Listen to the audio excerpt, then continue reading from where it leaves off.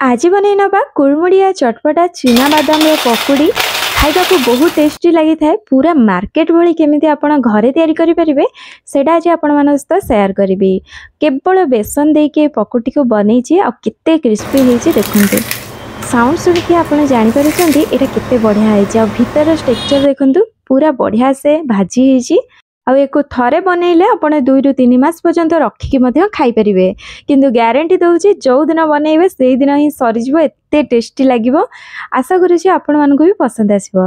चलंतु एबे देखि नबा। एठी नै जाइछि 2 कप चीना बादाम कंचा बादाम एटा पूरा आ एठी मु गुटे कप रे मापिकी नैछि।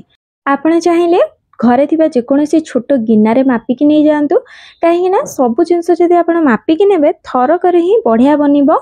एठी मो बादाम को गोटे थाली को काढ़ी नहीं और जेतिक खराब बादाम सब बाहर करने भी ये देखो बाछी नहीं एबे चलतु बनै नवा गोटे सुखा चटपटा मसला। तो से गोटे छोट चामच कला लुण नहीं जाइए, गोटे छोट चामच ये चाट मसला नहीं जाइए, गोटे छोट चामच ये काश्मीरी लंका गुंड भल कलर पाइकिना नहीं जाइए, हाफ चामच गरम मसला गुंड नहीं जाइए, गोटे छोट चामच ये नहीं रोचे आमचूर पाउडर बहुत बढ़िया टेस्ट आसी था। जदि ना ताले आपण सेमती भी बनै पारिबे। देखंतु एटी गोळे नेला परे मसला रेडी हो जाइए। चलतु एबे पकुड़ी बनै नबा।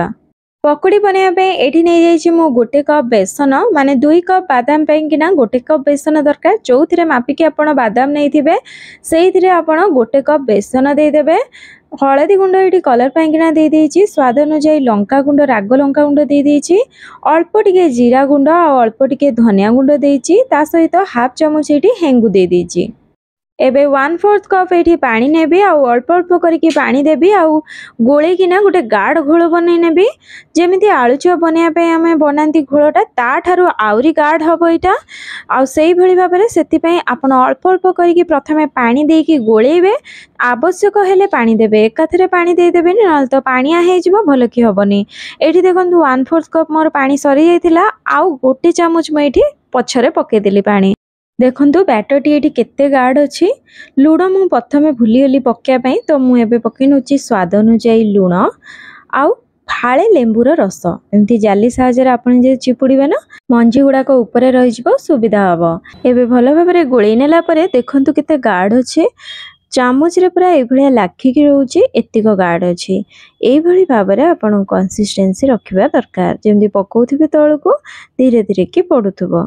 एबे एथिरे बादाम देई दबा आ देइकिना भलो भाबरे ताको गोळै नबा। भले की गोळै नेबे जेमती सबु बादाम रे भलो भाबरे बेसन लागि जिवो। देखंतु केते बढ़िया भाबरे सबु गोटा गोटा बादाम रे बेसन बढ़िया भाबरे लागि जाइछि।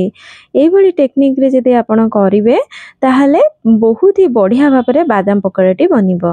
एबे चलंतु एको छाणी नबा। पकोड़ाटी को पूरा क्रिस्पी आउ टेस्टी बनैया पई किना टेक्निक दरकार छाणिया पई। आपण प्रथमे तेल को धुआं उठला पड़िया हाई फ्लेम रे गरम करिवे। गरम पूरा भल की धुआं उठला हे गला परे एमती गोटे बड़ चामच रे पूरा अधिका अधिका नेकरे एई भलिया पकेबे।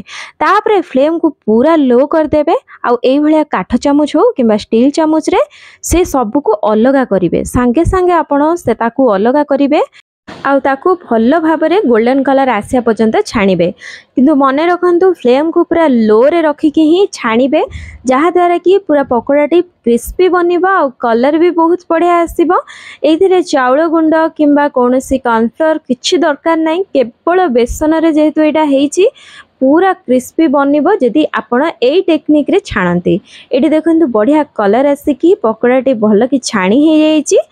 एबे को गोटे जगह को काढ़ी नबा और गरम गरम ही एथिरे चटपटा मसला रो गोटे चामच दे दबा आउ सांगे सांगे ताको गोळी नबा। एई प्रोसेस को आपण गरम गरम थिबा अवस्था रे करिवे जहा द्वारा कि सब मसला बढ़िया से लागि परिबा और टेस्ट भी बहुत भल आसीबो। देखंतु एटा बे रेडी हे गलानी। एबे को आ गोटे जगह को काढ़ी नबा आउ सेही प्रोसेस रे हमें बाकी तक को मध्ये छाडी नबा। प्रथमे आउ थरे तेल को भल की धुआं उठला गरम करिवे, तापरे तादरे पके किना फ्लेम को पूरा लो कर देबे और 5 रु 7 मिनिट पर्यंत ताकू लो फ्लेम रे छाणीबे गोल्डन कलर आसी किना भल की क्रिस्पी होबा पर्यंत। तापरे गरम गरम ही तादरे मसला गुंड गोळी किना आमे काढी नबा। एई प्रोसेस रे आपण बनांतु बहुत सहज रे बहुत कम समय रे बनी जीवो आ पूरा मार्केट भलिया टेस्ट आसीबो। देखंतु मो एठी बहुत सारा बनै नैछि एठी आमर कुरमुड़िया चटपटा बादाम बनिकी रेडी हो गला। आपण भी एमती बनातु आ केमिति लागला कमेंट माध्यम निहाती जनइबे। भल लगी लाइक कमेंट शेयर चैनल को सब्सक्राइब करने को भूलिए। रही पुणी आसबे एक नुआ रेसिपी सहित समस्ते भले रुहतु खुशी रुहतु। धन्यवाद। जय जगन्नाथ।